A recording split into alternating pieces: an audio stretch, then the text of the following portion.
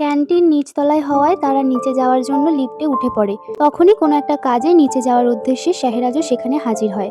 তাদের চোখাচোখি হয়ে যায়। আনাইজা একদম কর্নায় চলে যায় আয়েশার হাত ধরে।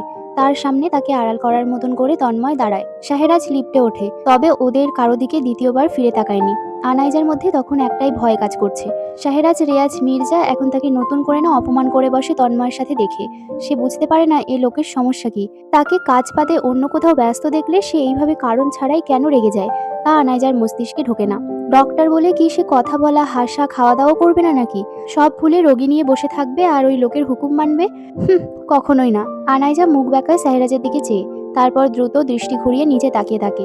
নিচতলায় এসে শাহেরাজ নিজের মতন চলে যায়। তন্ময়, আনাইজা আর আয়েশা মিলে ক্যান্টিনে গিয়ে বসে। আমি মা বাবাকে তোমার সম্মতির কথা জানিয়েছি, মুখে খাবার নিয়ে কথাটা বলল তন্ময়। এদিকে তার কথা শুনে খাবার থামিয়ে ভুরুজোড়া নাচিয়ে ইশারায় জিজ্ঞাসা করলো, কিসের সম্মতি? ঠিক বুঝলাম না।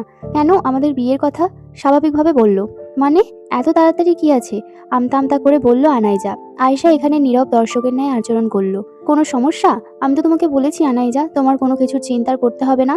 আমি সব সামলে নেব, শুধু তুমি বাধা হয়ে দাঁড়িও না। আমি তোমাকে ভালোবাসি। আর 6টা বছর ধরে অপেক্ষা তোমার কাছে কম মনে হয়? আরো কিছুকাল অপেক্ষা করিয়ে মরণ উপহার দিতে চাইছো? অপেক্ষার সঙ্গে মৃত্যুর কি সম্পর্ক? আনাইজা কৌতূহল হয়ে প্রশ্ন করল। তন্ময় ঠোঁটের কোণে সামান্য হাসির রেখা টেনে বলে, অপেক্ষা জিনিসটা অনেক পীড়াদায়ক, ভেতরটাকে পুড়িয়ে ছাই করে দেয়। আর আমার হৃদয় উত্তপ্ত আগুনে ছাই হওয়ার আগেই আমার তোমাকে চাই আনাইজা। আমি আর অপেক্ষা করতে পারবো না। একটু অন্তত বোঝো আমার দিকটা। কিন্তু আমার পক্ষে তো এখন বাংলাদেশে যাওয়া সম্ভব না তন্ময় ভাই। আর তাছাড়াও আপনি আমার অতীত সম্পর্কে অবগত। আমি আমার মা বাবার সামনে যেতে চাই না, কিন্তু এখন বিয়ের কথা উঠলে আমাকে তাদের সামনে যেতে হবে। আমি এই মুহূর্তে মানসিকভাবে প্রস্তুত নই তাদের সামনে নিজেকে উপস্থাপন করতে। আমরা কথাবার্তা এগোই, বিয়ে না হয় আরো কিছু মাস পরে করলাম। কিন্তু ঠিকঠাক করে রাখলে তো সমস্যা নেই। তুমি তো জানোই কত রকমের ঝামেলা সৃষ্টি হবে, তাতে বেশ সময় লাগবে বিয়ে অবধি যেতে। এই পর্যায়ে আনাইজা ভেবে পেল না তার কি বলা উচিত, তাই সে চুপ করে গেল। আমি আপনাকে কিভাবে বোঝাবো তন্ময় ভাই, আমি যে আপনাকে নিজের মনের বিরুদ্ধে গিয়ে সম্মতি দিয়েছি। আমি তো সবকিছুই জানিয়েছি আপনাকে, আপনার প্রতি আমার সকল মনোভাব। তারপরও তন্ময়, যদি আপনার মনে হয় আপনার জীবনে আমার উপস্থিতি আপনার জন্য সবচেয়ে সুখকর, তাহলে আমি না হয় আপনার সেই সুখের পথে বাধা নাই বা হলাম। বিয়ে তো আমায় করতেই হবে কারো না কারোর সাথে। সারা জীবন বাবা মার থেকে নিখোঁজ তো আর থাকতে পারবো না।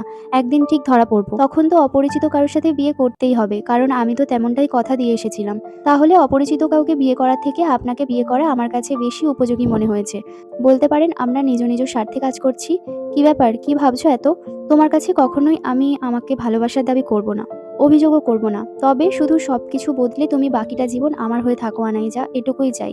প্লিজ স্যার, বারণ করো না কোনো। আনাইজা মাথা নাড়িয়ে সম্মতি দেয়। তন্ময় স্বস্তির নিঃশ্বাস ফেলে, অবশেষে সবকিছু ঠিকের পথে।